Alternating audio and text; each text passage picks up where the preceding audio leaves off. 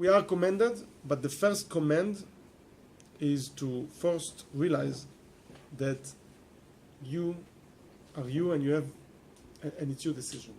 That's the first command. You have to choose Hashem. You have to choose Hashem. You have to say, you have to choose to listen to Hashem. But it's your choice. You can't say, Hashem said, so I'll do it. It's not enough. First, you need to realize that you have free choice, and then you have to, and then you're choosing Hashem. Do we really have free choice? Yes.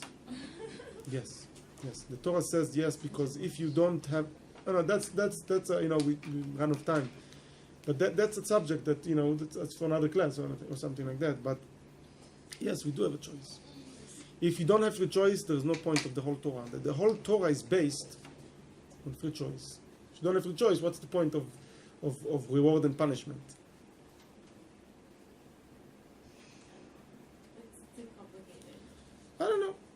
We have to do another time. Another time. I think it's very simple, actually, but another time. I think we have a misconception in the whole concept of free choice. We perceiving it in a wrong way. We think we have something we don't have, or we don't have something we do have. We don't understand. No, I understand that. It's just there's some stuff like I don't think you have control over. Like not at all. Like what? I agree. Like what family you're born in. Some things you don't have free choice, right? So why does it say like we have free choice when we don't have like complete free choice? To keep Shabbos, you have a free choice to keep Shabbos or not? Yes. That's it. Okay. It depends also how deep it is, because it says also that you choose your parents before you come to the body. But okay, You do? that's what they say. That's so cool. Where does it say that? It says you choose the parents you go through. You come to this world. Huh? It says that we do. It says that we do, and the soul before it comes to in the world. Yeah, I know, but that's why I said no. Listen, I answered you that we don't have a free choice into it, because straight out I'm answering no. But if you like, there's also deeper. It's deeper.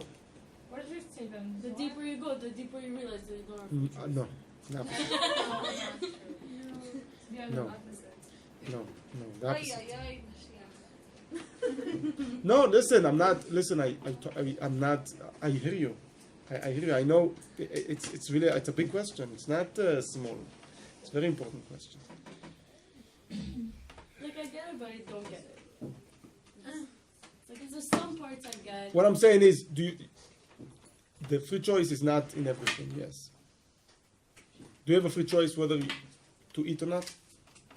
Yes. But you need to eat. But you need to eat. You must eat, Okay. right? I guess. So, for example, to eat or not, you don't have a free choice. Like you must Yeah, eat. but then it goes back to like if you want to live or But not. you can. But exactly, and that you have a free choice. So it's really complicated. So it's really complicated in that way, because He asked if I have a free choice to eat or not, and I said like yes, but then it goes back to like no, you don't because you need to live. But then it's like going back to like do you even You want to wanna live? Because live. that you can choose. Yeah. Ubacharta b'chaim is always choosing life, and express your choice by doing Torah mitzvot, by eating, by whatever it needed to live. But what I'm saying, like for example, also I'll tell you another thing. For example, sometimes a person is in a bad situation, so maybe he says, "Oh, I didn't choose to be here, but I can still choose to be b'simcha. I can still choose to not to moan about it, or but to speak good or to think good." There's always a choice there. There is things that are not that you can. In every situation, there are things that not for you to choose, and there are things that for you to choose. So if you're gonna be like, I have no free choice, that itself will cause you to act like not the way we're supposed to act. And if you're saying, "Oh, everything is in my choice," that is also not good. You understand? takes a lot of control. Extremes, like it's really Extremes are not good. Extremes are not good. So basically saying you don't have free choice, you would be right to a certain extent, and saying you do have free choice, also right. And the answer is because the Rebbe explains the Sichas about from the Rebbe explains that our free choice is really expressed in Torah and mitzvot. Things that are not considered as Torah and mitzvot, we don't have free choice there. That's why it's a gift. Torah and mitzvot is a gift. By being a Torah mitzvah observant, it expresses the most that you have free choice. Is being a Jew a mitzvah in itself? Being a Jew, you're not choosing it. What do you mean? And So also, a it's not converted a- person is so not it's not a mitzvah? to be a Jew. What do you mean? You are a Jew. No, but I'm saying is Just No, that is a It's state to of being. exist in That the is a world state of like Jew. existence. It's not is it a mitzvah? to be it. I mean, Yeah. No, it's actually. You need to follow Torah mitzvot. to follow Torah mitzvot. no, Okay. she means to be a Jew, Yeah, just to be. just to be It's a a Jew. schus. It's a merit. Just to The see school, Eretz אבל- Yisrael. Like my יש אנשים יהודים והם לא רוצים להיות יהודים, או שההפך, there's some people that are like not Jewish and they want to be Jewish. I don't know. There's not really like a free choice in that. Like they were born not Jewish and they want to be Jewish. וזה אומרים גם שמתגייר, like they always... They can convert. It's not a mitzvah to convert, but they can convert. Oh, it's not a mitzvah. No, I mean we're not forcing people to convert or anything. We're not telling them they should convert. We're doing the opposite actually. What? Yeah, We're telling them like you shouldn't convert. Yeah, exactly. because it's like a. Because it has to come from them. It has to come from them. I know why. From the same reason, by the way, because it has to come from them. It's from the same reason. They have to, for a converted person, you see it more than a regular Jew. Because he can not take it upon himself. And that's okay. It's okay. It has to come from them. But also us, our keeping of Torah mitzvot, it should come from us. We should still keep Torah mitzvot before it comes from us. Okay, because this is the right way, this is the good way, that's the truth. But the right way, like the ultimate way to keep Torah mitzvot is when you realize and you connect it with yourself and it comes from you. You do it out of free choice. And even tzaddikim, it says in Tanya, because even a tzaddik, yeah, technically a tzaddik, the highest level of a tzaddik, he can make a sin. Technically, he can do that. Yes, he can do it. And that's why he's getting schar for what he's for the mitzvot that he's doing, because technically every person can do whatever he likes. Technically, we are free people. Technically, you can make a sin. Technically, you can do whatever you want. That's the truth. No matter who. You can do whatever you want. If he Okay? doesn't want to, then how can He doesn't want to. Choice is higher than will. Choice is higher than will. But will and choice isn't that the same thing? Yeah, That's we the- had a class. Yeah, choice is higher than will. Basically, if you choose something, It has to come from your choice. Has to come from will. You can't make a choice without already willing. no. Choice doesn't come from will. Will comes from choice. Where does choice come from? Aina? Choice is the highest level. It's higher than everything. Doesn't make sense. We had a class, Okay. remember the 5 levels? Exactly. Thank you. No, we didn't get to choice. I'll tell you. We did, but okay, maybe we didn't spend enough time about it. But yes, we spoke about it. That's the mimer of the I told you about the thing in the Purim. Yeah, Purim. So really good. This is from that mimer. Yeah. But what chooses then? It's your neshama? It's like, I wasn't there for that class, so your neshama chose I'm going to serve Hashem. Now I know that we need to get ready to Yud Aleph Nisan, because this is what the Rebbe says in the mimer of Yud Aleph Nisan. There's a mimer of that the neshama chooses Hashem. Yeah. So your will is just your, like, it's your nefesh habahamis will. It's not really your will. Huh? So your choice is your nefesh halakis, and then your will that you're experiencing is only your nefesh habahamis, or else you would will the same thing as your choice. It's your godly soul. Will is a result. Okay, I'll give you an example. Okay, my example is, let's say a person he wants to do tshuva, let's say, okay, Baal tshuva. But it's very hard for him. Oh, let's say, okay, you come to a person, you say, Shabbos, you need to keep. You say, what?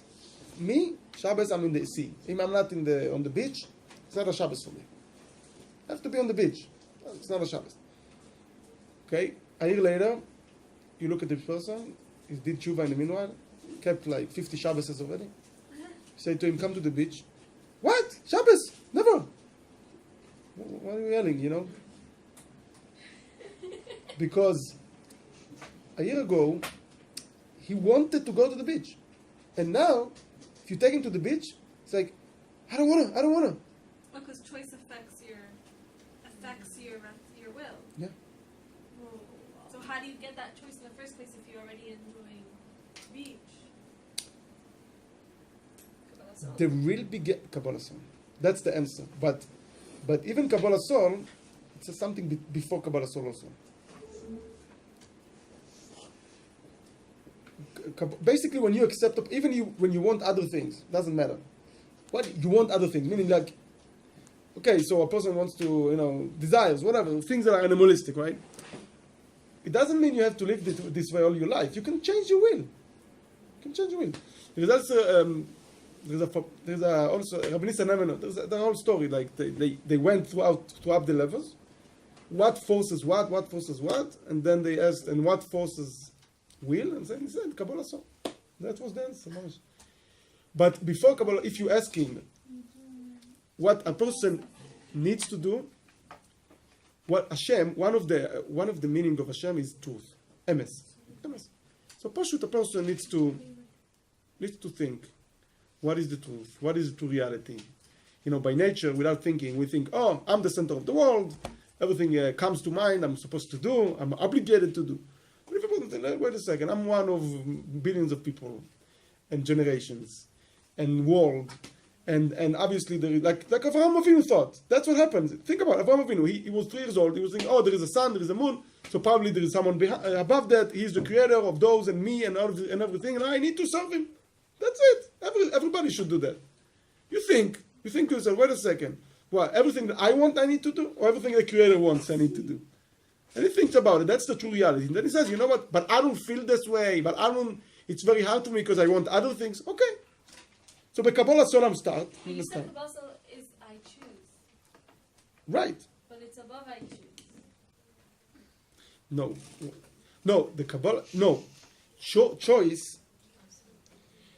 You choose something, but it's hard. So you do Kabbalah Soul. And a long time, Nasa v'nishma. A long time, you get insights. A long time, your will is going to change. One day, you realize that that's what you want. Your will is going to change. So where's pleasure? Also, pleasure and will are going to change toward the things that are right. That's it. You're supposed to do the truth, whether you want it or not. Okay? But sometimes you don't want it. So they tell you, listen, a year, 2 years, 3 years, it's going to happen. One day, someone is going to come to you and is going to say to you, let's do what we used to do 10 years ago. He says, no way, I'm not doing it. Why? I do not want to. He says, why? And then you're going to be surprised. How? I used to want it. I only did, the mitzvah and not the avera because I knew it's the truth, but really I want to do the avera. And all of a sudden you realize, I don't even want to. It happens. It happens a long time when you do good things, when you choose to do the right thing. And you do it, the Kabbalah Soul at first. Kabbalah Soul means you don't have any taste in it. You don't want it. You don't understand it. You don't feel toward it. Nothing. You do it the Kabbalah Soul. Okay? But before the Kabbalah Soul, you do it the Kabbalah Soul because you choose to do it. Okay? Not because the Rav told you. Because you choose to do it. You choose to do what the Rav told you. You choose. If you don't have a choice, there is no person over here. So you're allowed to say, I don't really understand what Mashpia is saying. I'm going to choose to listen. Look, listen, with percentage-wise, you come, first day to religion, says, listen, you better be quiet, just learn for a year, get the touch, Don't start to say, for everything, at first we start, Baal Tshuva, the first day, he says, I know better than you, Then he comes in, he sees, he sees that, I have a lot to learn, I have a lot to learn, just halachas, just. So maybe the Rav is going to make a mistake, whatever, but we make lots more mistakes by ourselves. So maybe the Rav is making a mistake, but at first, let's listen. Maybe, later I'll come back to that. You know what? There's always a place to fix a mistake. Fix it later. But at least you're doing a lot of good. You understand? You learn from Rav, not because the Rav is perfect. It's just that, when you go to an expert, okay? When you go to an expert in the cars, think about that. A Rav in Halacha also has another meaning of simply being an expert. In life, you have experts in certain areas, right? Does that mean they can't make mistake? They can. But first of all, they have siyata dishmaya and everything. But still, they can make mistake. Yes, but so why you take your car to the garage? Because the guy usually is knowing what he's talking about, come on, just let go. Okay, you still need to take responsibility of your car. You need to pay for it. Don't say, oh, you did it. You thought, no, you asked me to. Okay, you have to take responsibility. That's your choice to go to him and to listen to him. But usually you go and you use experts in different fields. So a Rav is a person that is an expert on his fields, right? He learns halacha, he learns something, he prepares and everything, and he comes to you, he says to you, maybe it's not accurate, but it's still better than what you can make. If you take your car and fix it, you're not going to have a car usually, right? You better go to the expert. I'm not saying the expert never makes mistakes. It's okay, he does make mistakes, but you can't compare. I remember this guy. He was a Baal Tshuva, and he said that's what he said. And today he's a big, in Mamesh, in Halacha, in Chassidus, he learned a lot. But he said, I remember once he yelled at a new Baal Tshuva, so he yelled at him. He says to him, this is the Baal Tshuva, started to speak. So he says to him, shut up! He says, for the first 2 years, I didn't open my mouth. He says, I'm just saying, you come to a new environment, you want to learn, you come to learn, right? You come to learn, you want to know more. And then later, you realize you need to do it. As you become more and more and more, and you learn more and more, you will be able to notice, mistakes. But at first, there is a big, big mistake, and that is not to keep Torah mitzvahs. That is a big, big mistake. So maybe you're not keeping it perfectly, but it's never perfect, by the way.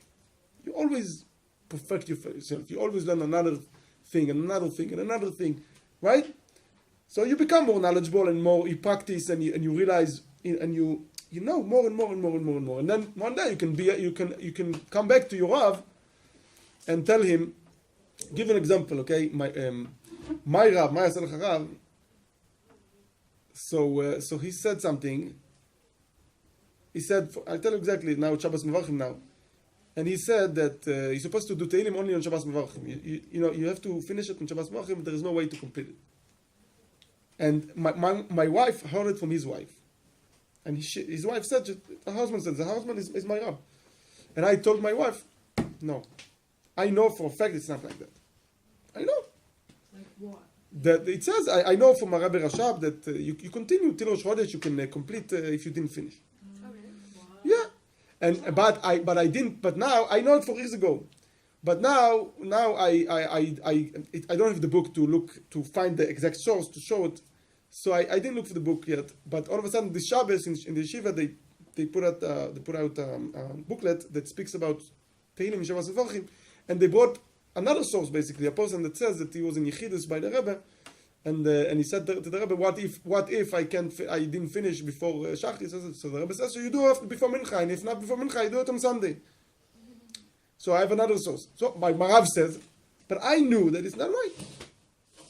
But if I would come in the first day, and I would say I know everything, no, it's because I learn also. So I can come to my Rav now, and I said this is the source, So oh, thank you, not a big deal, can do that. But for the most part, it's not like every day my Rav is saying something like that. My Rav gave me amazing advices about many things. Okay, Mamesh from Hashem's mouth. I'm not kidding. Really helped me in many things. Very major. I don't know if it's how major it is, but he gave me advice in a lot of things. But still, you choose. You're responsible. Okay? Kabbalah Soul is something that you do, not taken from other people. You're not, he said so I must do it. He said I must do it. He said no. Okay?